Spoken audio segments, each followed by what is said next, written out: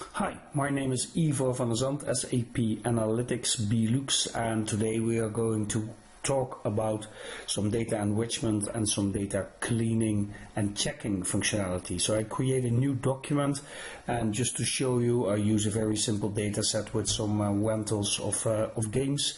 And if I pick the data up, I can choose what kind of worksheet I'd like to see.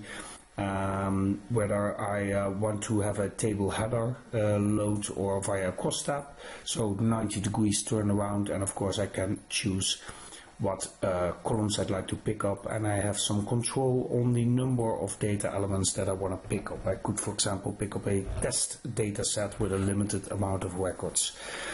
Over here, when I load the data, I end up in a thing called prepare room, which you can see over here, where you can see that Lumira makes already a distinction between what it thinks are the measures and all the attributes. Attributes on my low hand side can be either with 1, 2, 3 indicated numeric, can be generic like text, can be geo-oriented, or can be a date.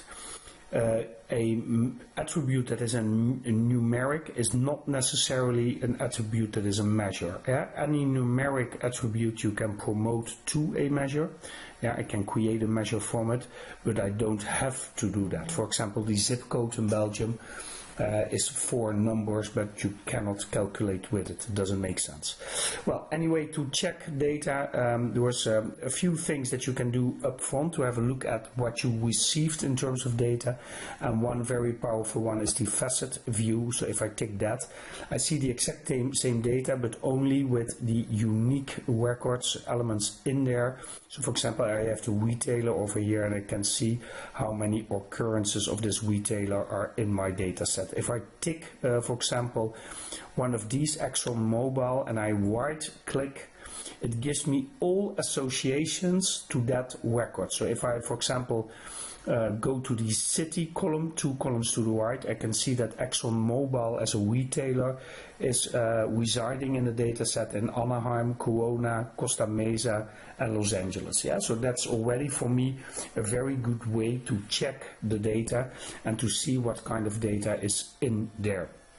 At any moment in time, I can tick a column over here, and the moment I do that, on my right hand side I have a number of elements to do some data enrichments. Imagine that I want to replace circle K with without the space in there. I could say circle K, and I'd like you to replace this column with circle K in one word. I apply, and you see that it's now adjusted. And also when data is refreshed, this adjustment that I made, this enrichment, remains applicable. So it applies also for new records that are coming in. Another thing in terms of data enrichment is, of course, if you see omissions in the data. So I have an example over here where we have an overview of all the types, different media of data that we went in this data set. Well, you see there's probably a typo in the Xbox, and XBX 360 is probably the same, so I want to replace this one and make it one nice column right now. Also, for example, if you use the automatic generation of geodata, of a geo hierarchy, imagine that at the moment that you do that, the moment that I click and I say create an automatic geographic hierarchy by names, for example, it checks the data. You will see it over here. Well, in this example, all my cities are correct, are being recognized. But imagine, for example, that you have a country like Vietnam, which is spelled in Viet-Nam. Then you will see that it's either red or yellow over here, not recognized. So what you do in that case, you go to cancel, and you go to the correct country or city that needs to be adjusted, and you change it, and then you will see that the geo dimension will be populated correctly. A thing that occurs a lot is custom groupings. So imagine that I have retailers over here and I want to do some groupings in that. So what I could do, for example, is use this technique over here. I could group by selection, and for example, if I have a group that I want to a specific group of retailers that I like to keep an eye on, and I just select the ones that I want to keep an eye on.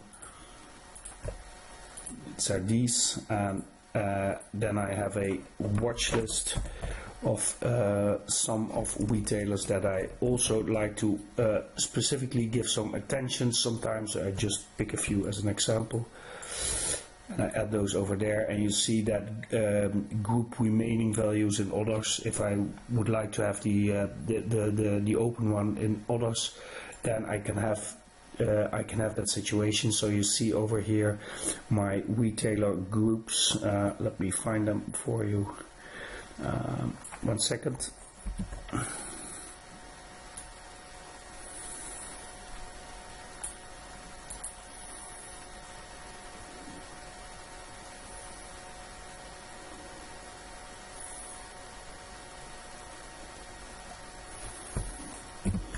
Here they are. You see how it's now being worked, and I could even make a, I should have renamed it, I see right now, so let me quickly rename it, retailer groups.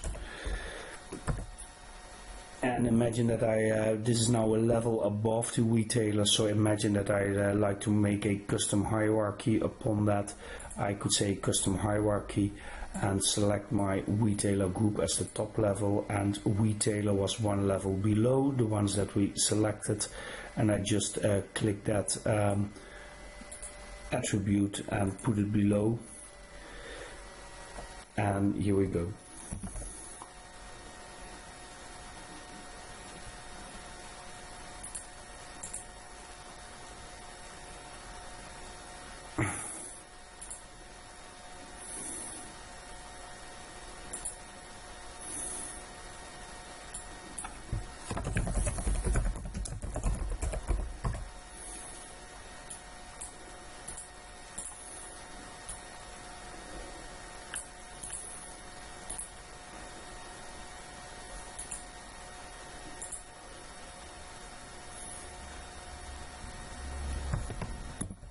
And here they are right now, so I can now use them in the visualization for drill down. Yeah, so to quickly show you how that works, it would look like the following. I make a very simple analysis, and I say I'd like to analyze by retailer groups, the groups that we just made. You see them over here, and because it's a hierarchy, I can now click it, drill down, and it brings me to the level that I just selected. Below that, I also can use another element that is using by ranges. So with intervals, so for example, I have over here the retailers, and if I say, well, I want to create 6 different intervals between 7-Eleven and Walmart, whether that makes sense or not, but you can do it. If I take that, and you can also do that on measures, yeah, to create, imagine that you have revenue levels from 0 to 100 max, and you want to make intervals and group those measures to make nice reports. You can perfectly do that.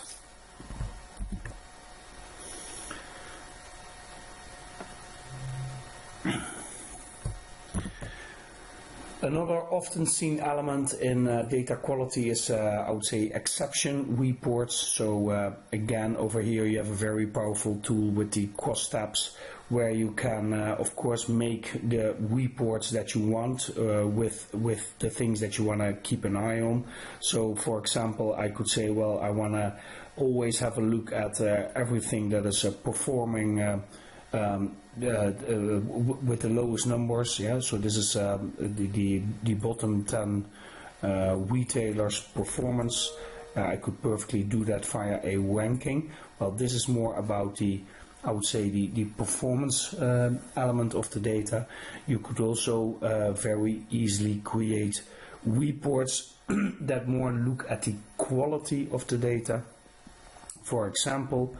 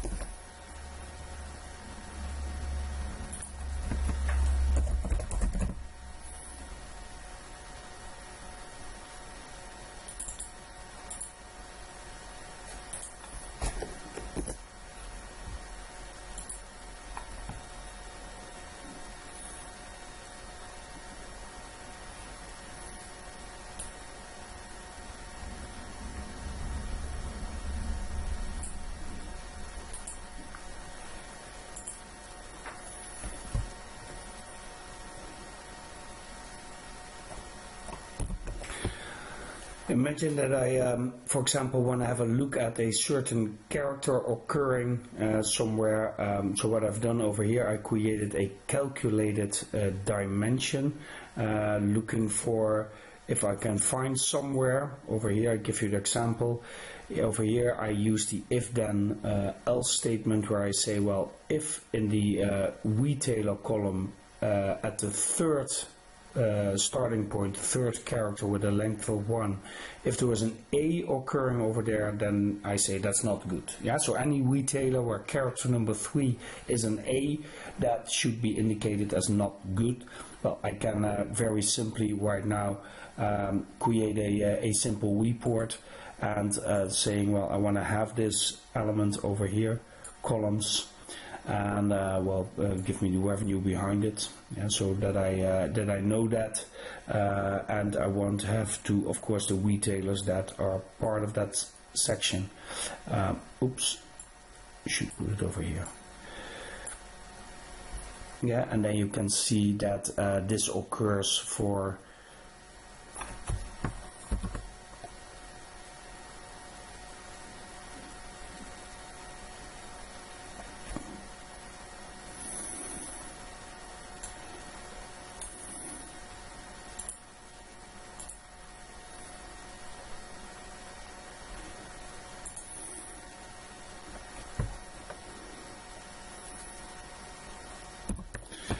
only a limited number of records, because maybe even easier if I put this as a filter and I say, well, I only want to have those that are not good. Then you can see that's one retailer that has an A as the third character. So again, some simple tricks that make you think and at least give you ideas on what you can do regarding data quality. Thanks for your attention.